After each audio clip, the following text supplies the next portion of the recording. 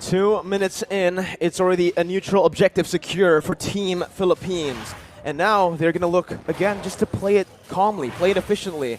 And that's exactly what they need to do. They do not need to go for anything too aggressive here when they have the lead. For the Indonesians, they need to make sure that they abuse that Cult Altar as much as possible. They do have the Black Dragon form as well, so those objective takes are going to be very much in their favor, only if they're able to actually get an advantage and actually capitalize on the fact that they have a bit more crowd control and they have a lot more utility that they can actually abuse to force the Philippines into a tough spot. But of course, if they do go too aggressively, there is a Lapu-Lapu, there is a Valentina, so a lot of counter-engage potential from the side of the Philippines. Well, here it is, another engage coming in, and that's going to be Dreams taken really low. First blood over to Philippines as they're looking for more. That's the IMU doing work, stealing away to the Divine Judgment and picking up another for Imam in the mid lane. They're looking for some plays here up in the gold lane. The gold lane, for sure, has been the target for a lot of plays, but here we go, they burst Passion! Soriano picking up a kill, and now Dreams is going to be very, very low. Gets out just barely here, but you can already see the cut coming in from Del Rosario over the top side. There's going to be flickers over under the tier 2. Dreams not using flicker just yet. Very wise to save that flicker. So against a Faramis, against a Kaja or the Cushion, it's going to be very good, but look at that. Pick potential over to Del Rosario, and he comes in using so much damage with the Appraiser's Wrath, taking back a whole lot of HP and outplaying the situation, turning it completely around. It's looking bad for Indonesia, as that's going to be the third turtle over to Philippines with no trades on the board, no turrets, no kills so far.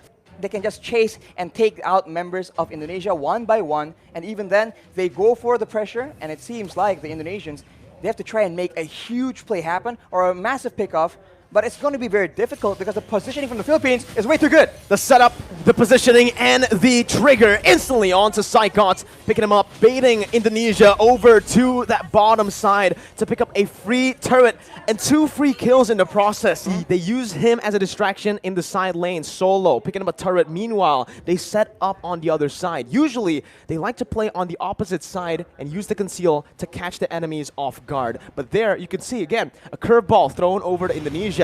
Or maybe Indonesia have done their research onto how Philippines likes to play with the lead.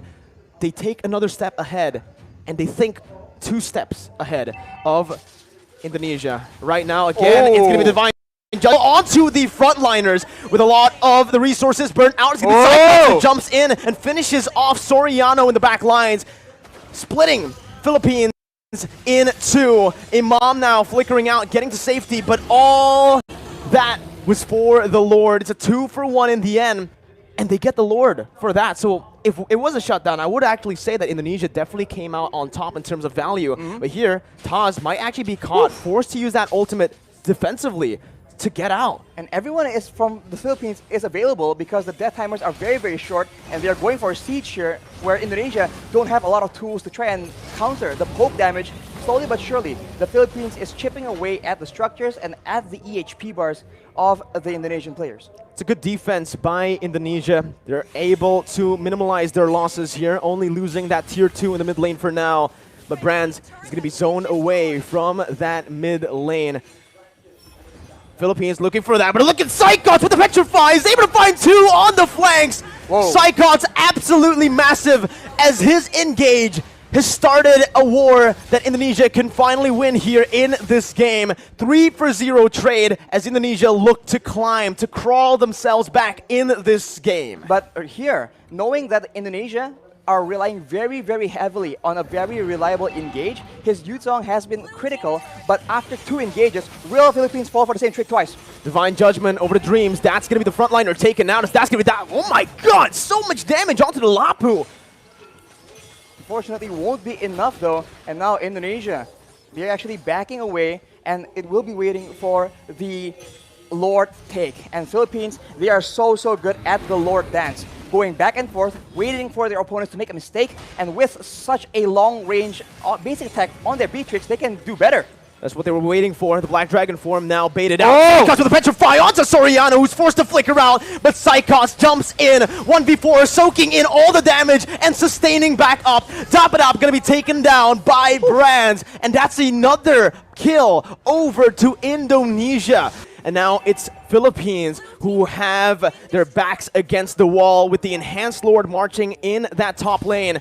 EVOS Legends here, Team Indonesia, are going to look to try to siege them down. Psychots once again with a Black Dragon form as Del Rosario tries his best to keep Psychots at bay. The damage comes through once again for the siege to take place, but that's going to be Dapadap who jumps in with the Bravest Fighter. But it's going to be a good disengage from Indonesia. And as we talked about it earlier, this is what is so dangerous. They can feint around, act like they're about to engage a fight, and then back away. The Philippines need to identify the right moment and then adjust accordingly. Do they want to go and fight after the Black Dragon form is down, or do they want to just stall? Villaluna with that circling eagle over the Brands, but it's going to be baited in with the cold ulcer placed as well. Soriano targeted by the flanks, and that's going to be Taz who picks up the Beatrix. Soriano taken down, Brands in the midst of it all, still life stealing with his fire! Bro! It's massive! He is an absolute beast as he wins the battle for Indonesia! It's a 4-0 trade! Indonesia with a comeback here with the tides turned completely. Only Villaluna left to defend with the mini wave crashing in. Villaluna going to be brought back by the Shadow Stampede. Villaluna outside of the base, and Indonesia with the Divine Judgment onto Villaluna will go for the base to pick up the first game of the series.